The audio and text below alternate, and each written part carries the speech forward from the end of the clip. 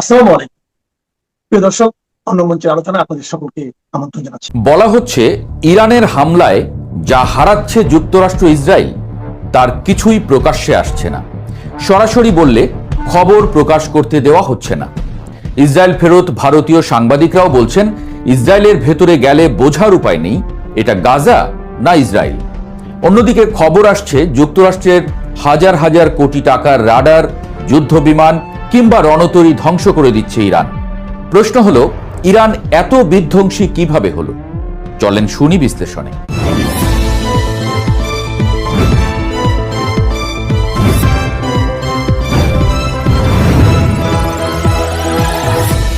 Washington post ঘটা করে সংবাদ করেছে যুদ্ধে ইরানকে সব ধরনের সাহায্য করছে রাশিয়া।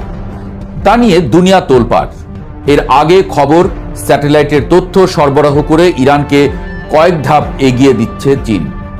এর ফলে ইরান নিখুঁতভাবে হামলে পড়ছে শত্রুর ঘাড়ে, আর তাতেই ঘুরে গেছে গোটা যুদ্ধের মোড়। মার্চের এই উত্তাল দিনগুলোতে মধ্যপ্রাচ্যের মানচিত্র এক অভাবনীয় পরিবর্তনের মধ্য দিয়ে যাচ্ছে। গত কয়েক সপ্তাহ ধরে ইরান ও ইসরায়েলের মধ্যে যে ছায়াযুদ্ধ চলছিল তা এখন এক প্রকাশ্য এবং ভয়াবহ রূপ নিয়েছে। ওয়াশিংটন পোস্টের সাম্প্রতিক এক অনুসন্ধানী প্রতিবেদনে দাবি করা হয়েছে রাশিয়ার সামরিক গোয়েন্দা সংস্থা জিআরইউ সরাসরি ইরানের রেভলিউশনারি গার্ডস বা আইআরজিসিকে অত্যন্ত গোপনীয় এবং স্পর্শকাতর তথ্য সরবরাহ করছে। এই তথ্যের মধ্যে রয়েছে মধ্যপ্রাচ্যে মোতায়েন করা মার্কিন নৌবাহিনীর প্রতিটি যুদ্ধজাহাজের নিখুঁত অবস্থান এবং তাদের গতিবিধি। রাশিয়ার এই সক্রিয় অংশগ্রহণ যুদ্ধের মোড়কে এমনভাবে ঘুরিয়ে দিয়েছে যা কয়েক মাস আগেও অকল্পনীয় ছিল। মস্কো এখন কেবল কূটনৈতিক সমর্থন দিয়ে ক্ষান্ত হচ্ছে না, তারা তাদের lotus S1 electronic intelligence satellite নেটওয়ার্ককে ইরানের মিসাইল কমান্ড সেন্টারের সঙ্গে যুক্ত করে দিয়েছে। এর ফলে লোহিত সাগর বা পারস্য উপসাগরে থাকা মার্কিন ক্যারিয়ার স্ট্রাইক গ্রুপগুলো এখন ইরানের কামিকাজে ড্রোন এবং ব্যালিস্টিক ক্ষেপণাস্ত্রের জন্য এক সহজ লক্ষ্যবস্তুতে পরিণত হয়েছে। গত এক সপ্তাহে লোহিত এবং পারস্য উপসাগরে 3টি মার্কিন ডেস্ট্রয়ার জাহাজ ইরানের হামলার মুখে পড়েছে, যার মধ্যে একটির সলিল সমাধি হয়েছে এবং বাকি দুটি মারাত্মকভাবে ক্ষতিগ্রস্ত হয়েছে, বর্তমানে অচল অবস্থায় রয়েছে বলে খবর। গোয়েন্দা তথ্যের এই আদান প্রদান কেবল রাশিয়ার মধ্যেই সীমাবদ্ধ নেই। চীন এই মহাযুদ্ধে এক নতুন মাত্রা যোগ করেছে তাদের মহাকাশ প্রযুক্তির মাধ্যমে। সিবিসি নিউজের এক বিশেষ প্রতিবেদনে বলা হয়েছে বেইজিং তাদের জিলিন 1 কনস্টেলেশন এবং পেইচো নেভিগেশন সিস্টেমের এক্সেস ইরানের হাতে তুলে দিয়েছে। এর আগে ইরান যখন ইসরায়েলের উপরে হামলা চালাতো তখন তাদের লক্ষ্য ভেদে কিছুটা অনিশ্চয়তা থাকত। বর্তমানে চীনের হাই রেজলিউশন ইমেজিং এবং রিয়েল টাইম ডাটা স্ট্রিমিং প্রযুক্তির কারণে ইরানের ক্ষেপণাস্ত্রগুলো ইসরায়েলের প্রতিরক্ষা ব্যবস্থার সবচেয়ে দুর্বল পয়েন্টগুলো খুঁজে বের করতে পারছে। পরিসংখ্যান অনুযায়ী যুদ্ধের আগে ইরানের লক্ষ্যভেদের নির্ভুলতা যেখানে ছিল 70 থেকে 75%, বর্তমানে তা 95% ছাড়িয়ে গেছে। চীনের সরবরাহ করা আধুনিক ইলেকট্রনিক ওয়ারফেয়ার সিস্টেম ব্যবহার করে ইরান ইসরায়েলি রাডারগুলোকে প্রায়শই অন্ধ করে দিচ্ছে।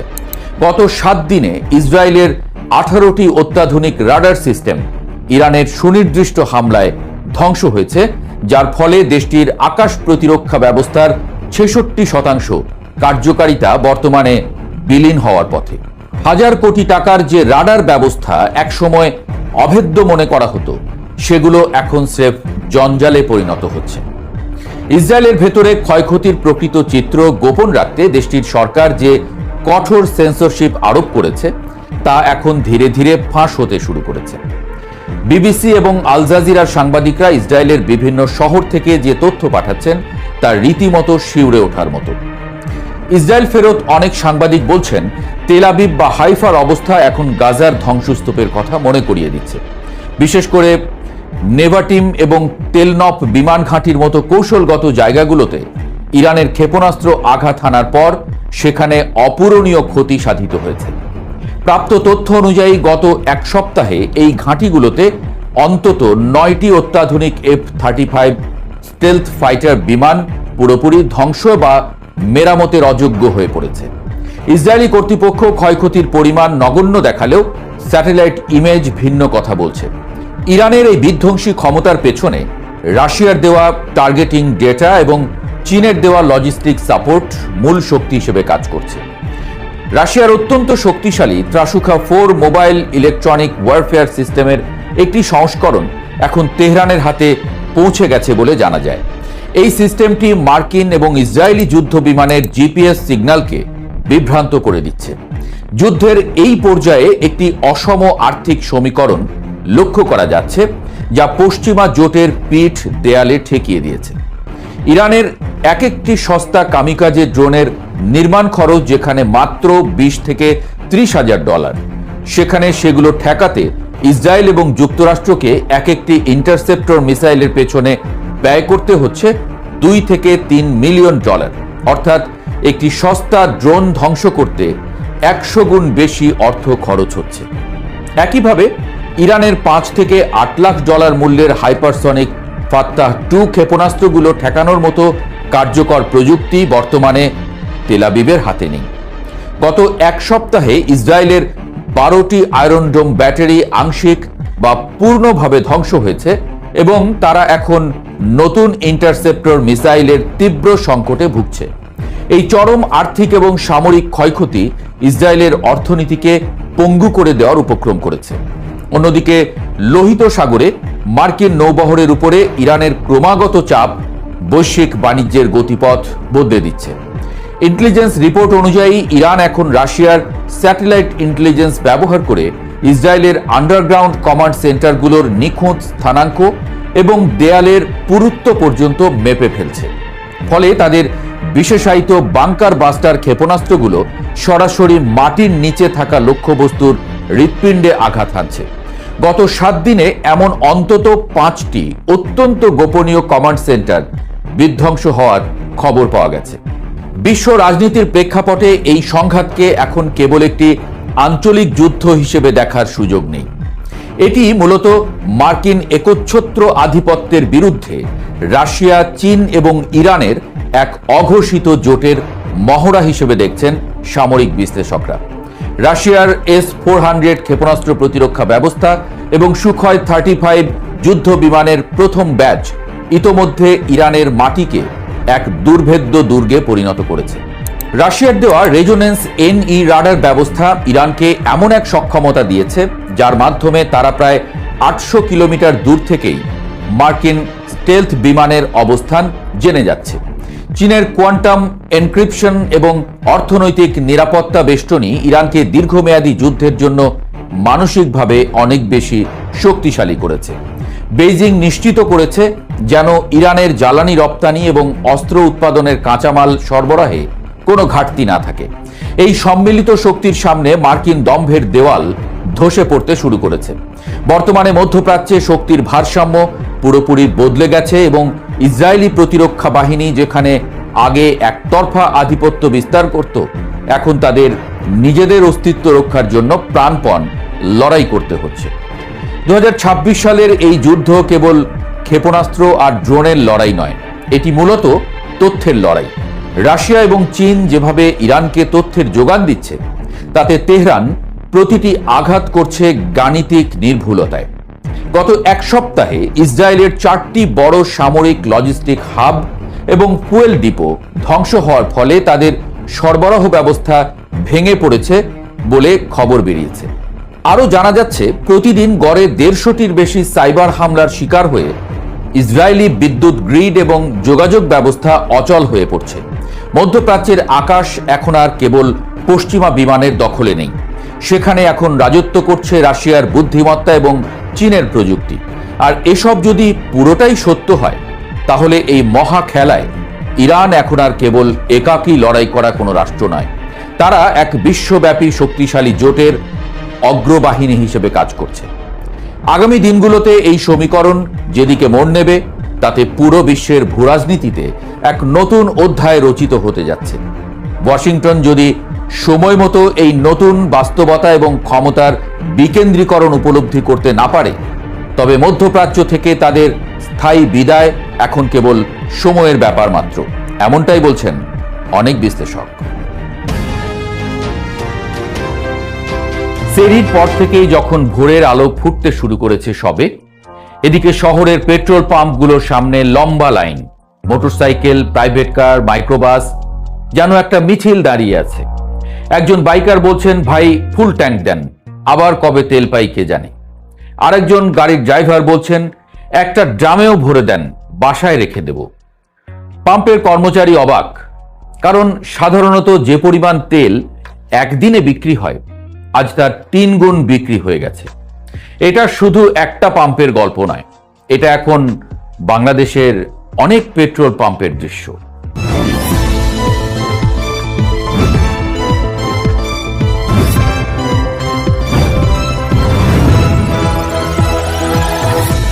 বাংলাদেশে যে পরিমাণ জ্বালানি তেল 1 মাসে বিক্রি হওয়ার কথা, তা মানুষ 2-3 দিনের মধ্যেই কিনে ফেলছে।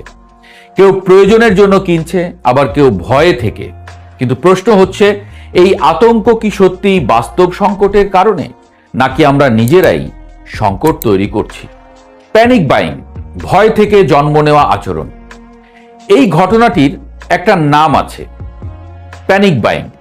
প্যানিক বাইং বা আতঙ্কিত কেনাকাটা হলো এমন এক ধরনের আচরণ যখন মানুষ কোনো দুর্যোগ, যুদ্ধ বা ঘাটতির আশঙ্কায় প্রয়োজনের চেয়ে অনেক বেশি পণ্য একসঙ্গে কিনে ফেলে। ইতিহাসে এমন ঘটনা কিন্তু নতুন নয়।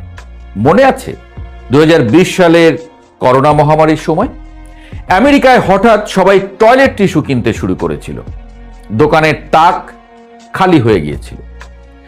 বাংলাদেশেও তখন একই দৃশ্য দেখা গিয়েছিল। মানুষ হ্যান্ড স্যানিটাইজার, জীবাণুনাশক, মাস্ক যা পাচ্ছিল তাই কিনে জমা করছিল। কেউ কেউ কয়েক মাসের জিনিসপত্র একসঙ্গে কিনে ফেলেছিল। ফলাফল কি হয়েছিল? যারা সত্যিই প্রয়োজনের সময় কিনতে গিয়েছিল, তারা অনেক সময় কিছুই পায়নি। আজ জ্বালানি তেলের ক্ষেত্রেও ঠিক একই মনস্তত্ত্ব কাজ করছে। ভয়ই আসলে সংকট তৈরি করে। এখানে আরেকটি গুরুত্বপূর্ণ বিষয় আছে, একে বলে সেলফ ফুলফিলিং শর্টেজ। এর মানে কি? ধরুন মানুষ শুনল তেল শেষ হয়ে যাবে, এরপর সবাই একসঙ্গে তেল কিনতে শুরু করলো। ফলাফল কি হলো? পাম্পে তেল দ্রুত শেষ হয়ে গেল। তখন সবাই বলল, দেখো সত্যিই তেল শেষ হয়ে যাচ্ছে। অর্থাৎ সংকটের ভয়ই বাস্তব সংকট তৈরি করে ফেলল। যে সমস্যা হয়তো এত বড় ছিল না, তা আতঙ্কের কারণে বড় হয়ে দেখা গেল। এটা অনেকটা ব্যাংক রানের মতো। যদি সবাই একসঙ্গে ব্যাংক থেকে টাকা তুলতে শুরু করে, তাহলে সবচেয়ে শক্তিশালী ব্যাংকও বিপদে পড়তে পারে। জ্বালানি বাজারেও ঠিক একই নিয়ম কাজ করে। কেন হঠাৎ এই আতঙ্ক? এই আতঙ্কের পেছনে কিছু বাস্তব কারণও আছে। বিশ্ব রাজনীতিতে এখন অস্থিরতা চলছে। বিশেষ করে মধ্যপ্রাচ্যে উত্তেজনা বাড়লে বিশ্ব জ্বালানি বাজারে প্রভাব পড়া স্বাভাবিক, কারণ পৃথিবীর বড় অংশের তেল এই অঞ্চল থেকে আসে। বাংলাদেশও জ্বালানি তেলের ক্ষেত্রে আমদানি নির্ভর, তাই আন্তর্জাতিক বাজারে সমস্যা হলে দেশের বাজারেও উদ্বেগ তৈরি হয়।